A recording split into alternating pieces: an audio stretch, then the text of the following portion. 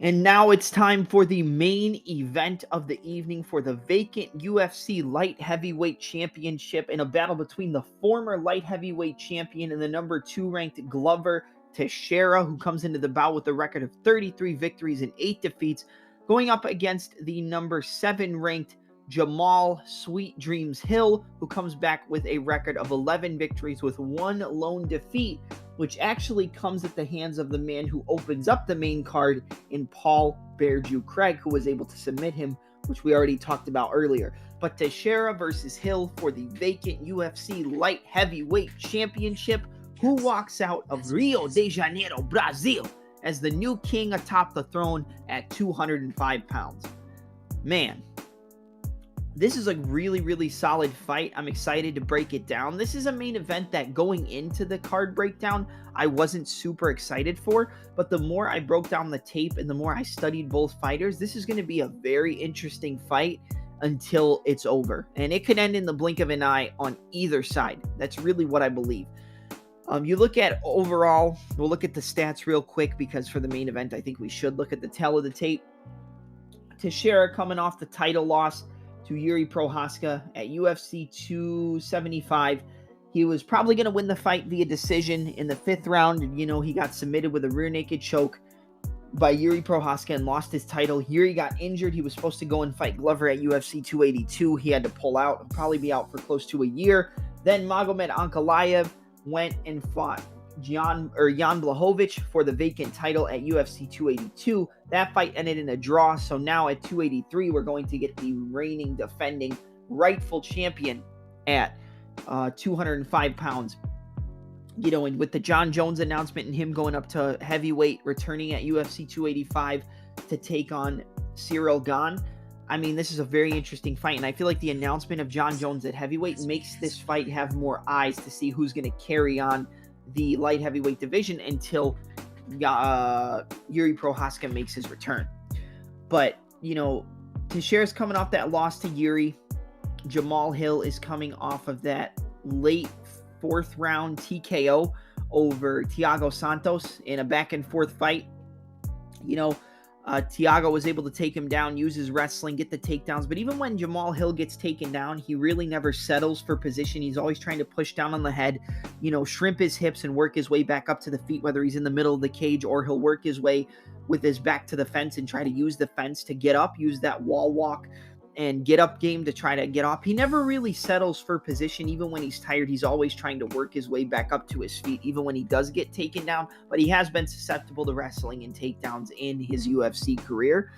Looking at the height, it's a 2-inch height advantage for Sweet Dreams Jamahal Hill, or Jamahal Sweet Dreams Hill. He's got a 6'4", he's 6'4", and Glover Teixeira is 6'2".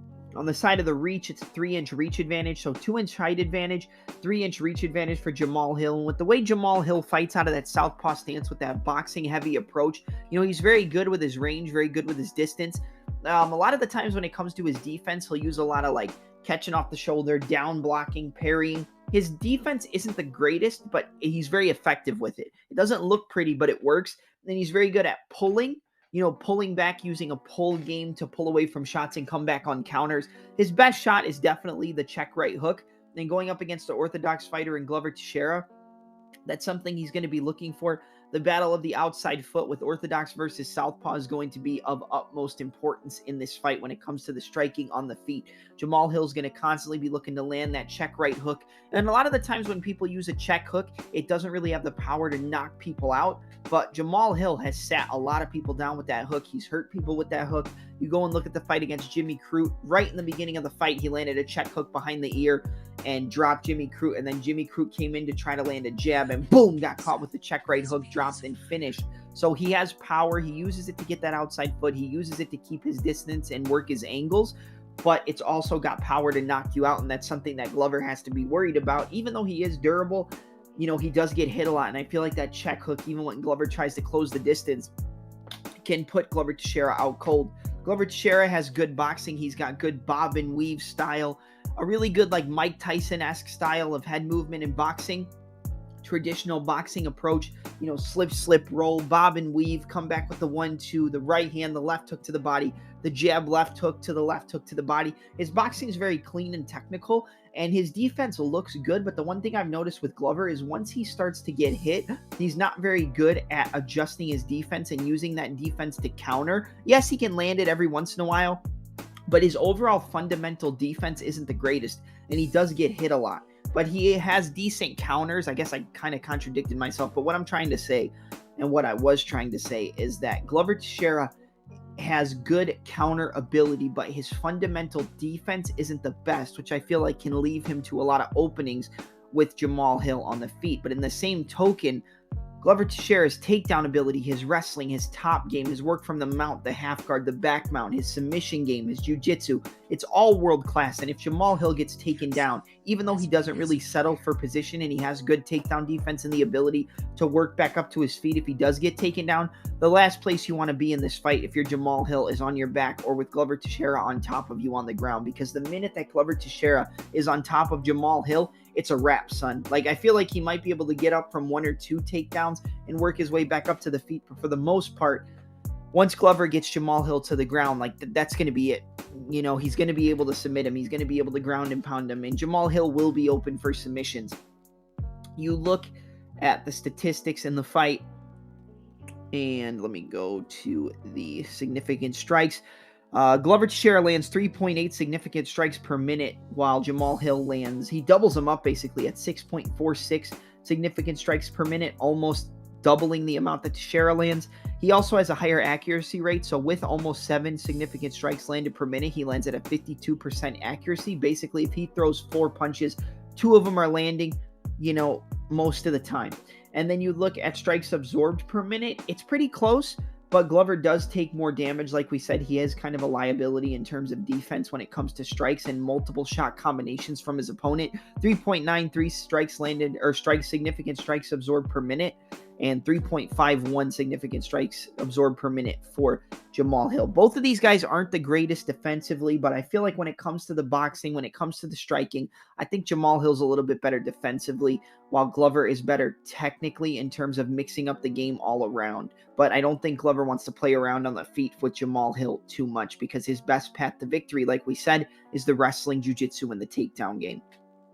When it comes to overall striking defense, like I said, 45% striking defense rate for Jamahal, 52% striking defense for Glover Teixeira. So statistically, Teixeira is better, but he does absorb more strikes, you know, and kind of is a liability defensively.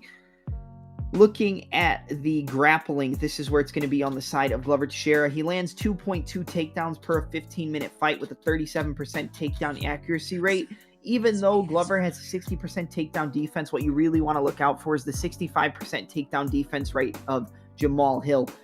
You know, basically going 60-40. You know, if you shoot 10 takedowns, you're going to get 6 of them on Jamahal is basically what this is saying. You know, you're going to get 6 or 7 out of 10 takedowns if you shoot him. And he got taken down 6 times by Thiago Santos, got taken down early in his career as well. And that's something you definitely have to be careful of. But like I said, that's something that I think a lot of people breaking this fight down may be overanalyzing, to the point where, yes, Glover Teixeira can take down Jamahal, but Jamahal's get-up game is very good, and he doesn't settle for positions. Even if he does get taken down, you know, even when Thiago Santos took him down 6 times in their fight, I believe it was 6 times, he still found a way to push down on the head, you know, work his way up to the fence, use the over-under game, you know, work his way back off the fence to the center, push down on the head and shrimp his hips to work his way back up. Like, he doesn't settle. He's very busy even if he does get taken down. But against Glover, who's going to be a much better grappler than Thiago Santos, and we saw that in the fight between Thiago Santos and Glover Teixeira, where once it got to the ground, you know, Thiago was kind of a fish out of water, and Thiago was able to use his wrestling and takedowns to control Jamahal for the majority of the success that he had in that fight. Like I said, the ground is not a place that Jamahal wants to be. I think that this fight can end very quickly on either side. Jamahal can catch Glover Teixeira coming in with the check right hook, drop him and knock him out. We've seen we've seen Glover Teixeira get dropped. We've seen him get pieced up. We've seen him get hit multiple times and find a way to come back. And to be honest, the first round is very scary for me if you're on the Glover Teixeira side, because one check right hook from Jamahal can knock out Glover Teixeira. You know, he is durable. He is a veteran. He's a dog, but he has been dropped. He has been hurt in most of his fights. And, you know, he can come back and he can use his wrestling to, you know, negate the striking offense from his opponent and then drag the opponent into the world that he wants to be in. We've seen he has good striking. Like I said, very good left hook, one of the best left hooks in the game. Dropped Anthony Smith with it multiple times. Hurt Jan Blachowicz in his title-winning performance at UFC 267. That's what led up to the finish.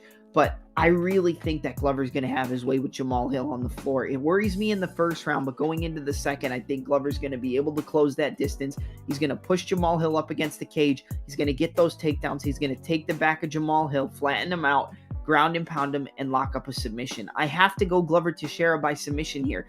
Jamahal Hill has a lot of power. He's one of the best boxers in the light heavyweight division. Overall striking, there's definitely better strikers, but boxing fundamentals, his ability to use the check right hook to keep the outside foot, it is going to be very difficult for Teixeira to close the distance and get into the range that he wants to be in, which is the takedowns, the clinch range, the takedown range, pushing Jamahal Hill up against the cage. But Glover's tenacity and his ability to get through the fire is what's going to carry me to pick him to regain his title here in this fight. I think that Jamahal Hill will catch him. I think he will hurt him, but Glover will survive, and he'll be able to come back, get the takedown, get the back of Jamahal Hill, flatten him out, punch him a little bit. Jamahal will give up his neck, and Teixeira is going to get the submission. So my overall pick for the main event of UFC 283 is and new Glover Teixeira, the number 2 ranked light heavyweight, to regain his title in his home country of Brazil, become the new UFC light heavyweight champion with a second round rear naked choke submission over Jamahal Hill,